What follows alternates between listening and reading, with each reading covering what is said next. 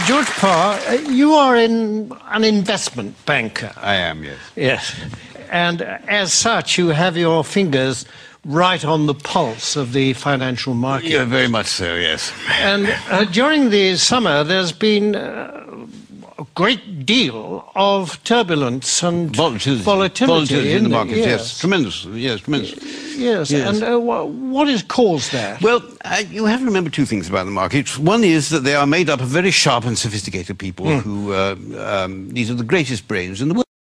And the second thing you have to remember is that the financial markets, to use the common phrase, are driven by sentiment. What does that mean? What does that mean? Well, things, let's say, are just going along as normal in the market, and then suddenly, out of the blue, one of these very sharp and sophisticated people says, "My God, something awful's going to happen! We've lost everything! Oh, my God, what are we going to do? What are we going to do?"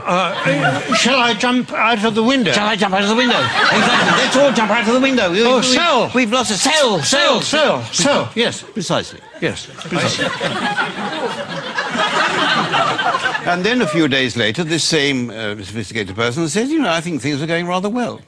And everybody says, "Actually, I agree with you. I think we're rich. We're rich. Yes. Rich. Yes. Buy. Buy. Yes. Yes. And that's what we call market sentiment. Yes. Surely we are exaggerating just a bit. Well, I don't know. I mean, in August, in the middle of August this year, when the market absolutely plunged in London, a well-known city firm, State Street Global Markets, issued a statement in which it said, and I quote, "Market participants don't know whether to buy on the rumour and sell on the news, do the opposite, do both, or do neither, depending on which way the wind is blowing," unquote. Yes, and this is the kind of rigorous analysis that companies will pay huge salaries for. Yes, exactly. And a few days later, when the markets had gone up a little bit, the senior equities advisor on ABM Ambrose Morgan said, and I quote, "We're back to happy days again." Well, no price is too high for that kind of mature wisdom, certainly is it? Not. The reason this sort of people are paid millions of pounds in bonuses. Yes, of course.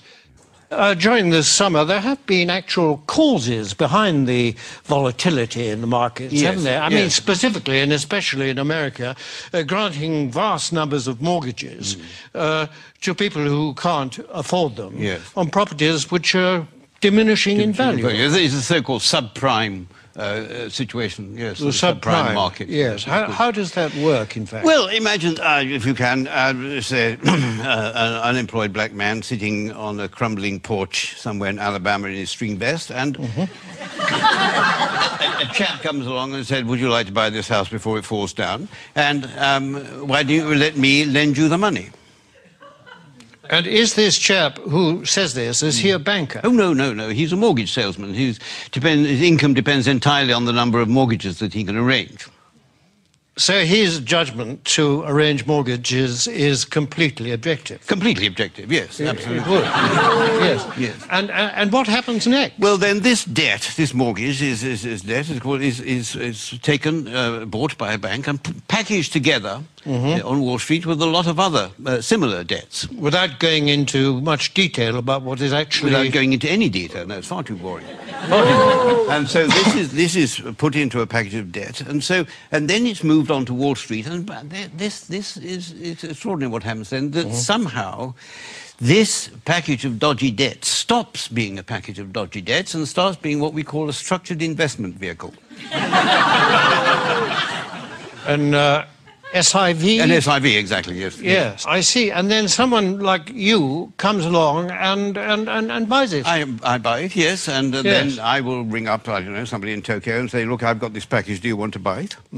And they say, "What's in it?" And I say, "I haven't got the faintest idea." And they say, "How much do you want for it?" And I say, $100 million, and then they say, "Fine, that's it." And that's the market. And presumably this package, I mean, that kind of thing can happen several times to the same package. Possibly, yes. And every time it does, of course, then you or someone like you will get a fee and a markup and a profit, yes. And so well, you can't expect us to do it for nothing. It's hard work being. in view of the fact that in these packages is a lot of dodgy debt, what is it about it that attracts the financial, risk takers? Yeah, well, because these hedge funds, as they're called, which specialise in these debts, they all have very good names. You mean they're responsible companies? No, I don't. It's nothing to do with their reputation. They have actually very, very good names. The names they think up for them are very good. I'll give you an example. There's a very well-known American Wall Street firm called Bear Stearns, who have two of these hedge funds which specialise in these mortgage debts.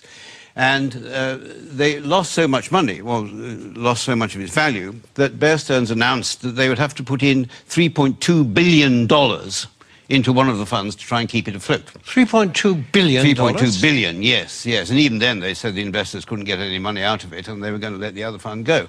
But one of these funds was called the High Grade Structured Credit Strategies Fund, and the other was called the High Grade Structured Credit Enhanced Leverage Fund. Well, that sounds very good. That's good, isn't it? Yes. It sounds very trustworthy. Actually, this is the magic of the market. What started off as lending a few $1,000s to an unemployed black man in a string vest has become a high-grade structured credit enhanced leverage fund. I like the sound of it. It is good. Well, it sounds very trustworthy. I mean, it's got good words in it. It's got words like high. High is good. High is good. Yes. Better than low, anyway, isn't it? Yes, absolutely. And structured is another good word. Very good. Enhanced is... I love enhanced. Enhanced is very... I mean, I'd buy anything if it said enhanced. Absolutely, yes. Yes. It might have been different if it said the unemployed black man in the string vest fund, but yes, because then alarm bells might start to ring. But despite these very plausible names, surely the reality is that the people that lent all this money have been incredibly stupid. Oh, no. The reality is that what was stupid is, for at some point, somebody asked how much money these houses were actually worth. I mean, if they hadn't bothered to ask that question, then everything would have gone on as perfectly normal. But unfortunately, they did. I see, but now, you see, people are saying the crisis is likely to turn into financial meltdown. I mean, can that be avoided? It can be avoided, provided that governments and central banks give us, the financial speculators, back the money that we've lost. But isn't that rewarding greed and stupidity? No. It's rewarding what the Prime Minister Gordon Brown called the ingenuity of the markets. That is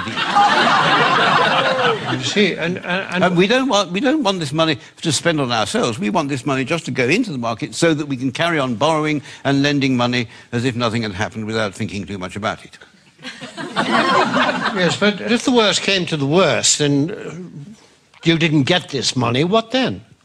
Well, then there'd be another market crash, and then I would say to you what people like me always say, that it's not us that will suffer, it's your pension fund. Thank you very much, George Parr. A pleasure.